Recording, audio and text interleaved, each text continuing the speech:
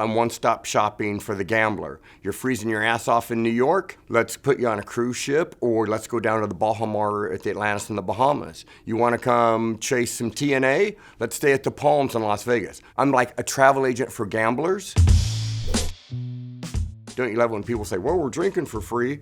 Dude, you had a $200 Budweiser. Steve comped my room. Well, you could have got it on Expedia for $79, but you blew $1,500, so I comped it. He gave me fight tickets. Yeah, the fight tickets, again, were $500 each, but you lost $7,000. So I'm a smoke and mirror guy, really. But they can win, and you don't have to lose to get comped, as long as you give me a shot at some money.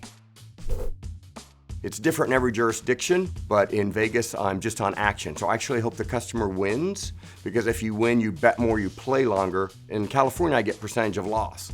If they win, I get 0.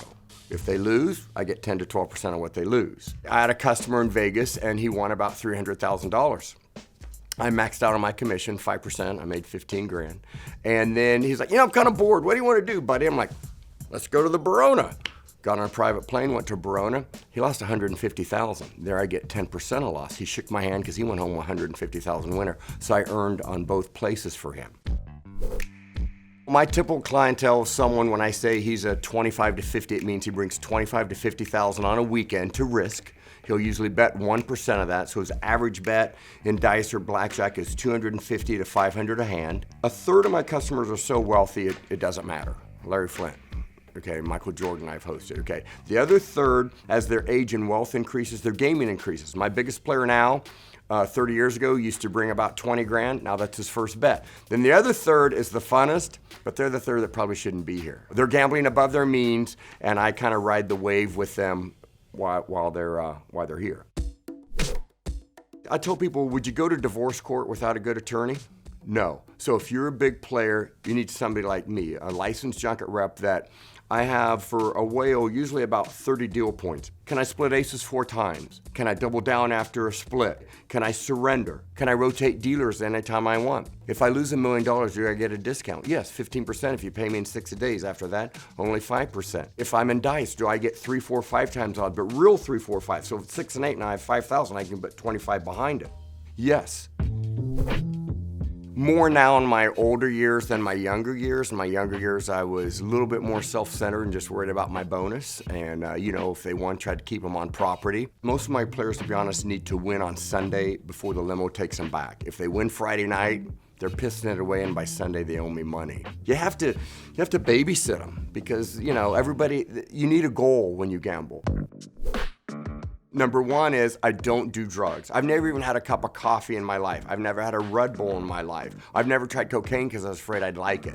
I like a little marijuana every now and then, that's it. And the other misconception is that our players are druggies. The guy that wants to do ecstasy all night and cocaine all night, that's not my guy. He's at the club all night with the glow sticks. Okay, my guys are addicted to the rush, and they want to win. They're more worried about the deal and do they get a discount if they lose, and if they win, they want to come back. My goal is a guy loses 100,000, shakes my hand and said, God, I had a great time, wins the next event.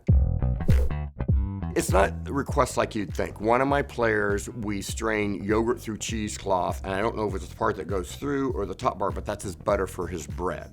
Okay, one of my players brings a soothsayer. He's an international player, and of course we're the best suites on the top floor, but if the soothsayer says 15th floor, I gotta move 30 rooms out to put people in standard rooms because he should be on the 15th floor, and he lost $3 million, so he should fire the soothsayer.